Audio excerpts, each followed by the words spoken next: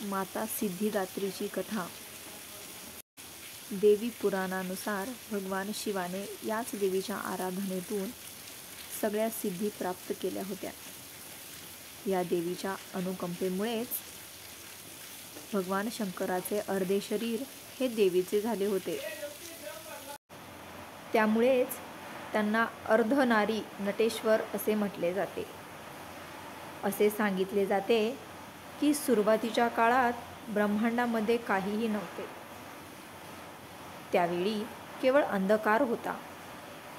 त्यावेळी माता कुष्मांडाने आपल्या केवळ स्मितहास्यामुळे ब्रह्मांडाची रचना केली। त्यावेळी तिने त्रिमूर्तीची देखील रचना केली। त्यांनी शिव, ब्रह्मा आणि विष्णूची रचना केली।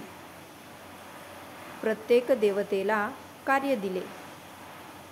ब्रह्माला सृष्टीची निर्मिती, विष्णूला संरक्षण आणि भगवान शिवांना संहारक करण्याचे कार्य सोपवले। सगळ्या देवांचे निर्माण झाल्यानंतर त्यांनी कुष्मांडा देवीची प्रार्थना केली। देवीला प्रसन्न करून त्यांच्याकडून आशीर्वाद घेतले आणि भगवान शिवांनी त्यांना पूर्णता देखील प्रदान करण्यास सांगितले।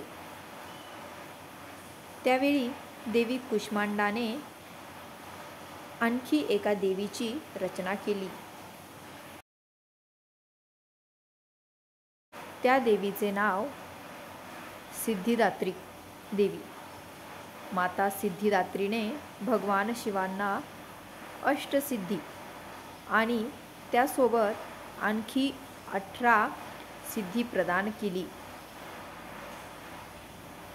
याचा उल्लेख भगवान कृष्णांनी देखील केला आहे।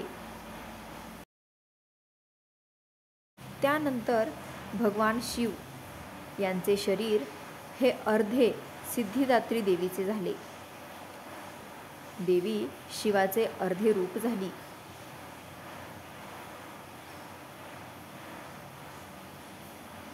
धन्यवाद। तसेच आपल्या मराठी गोष्टींचे पुस्तक या यूट्यूब चॅनलवरील देवांच्या कथा तुम्हाला आवडत असतील तर आपल्या चॅनलला लाईक, शेअर, सबस्क्राईब जरूर करा। मनापासून खूप खूप धन्यवाद।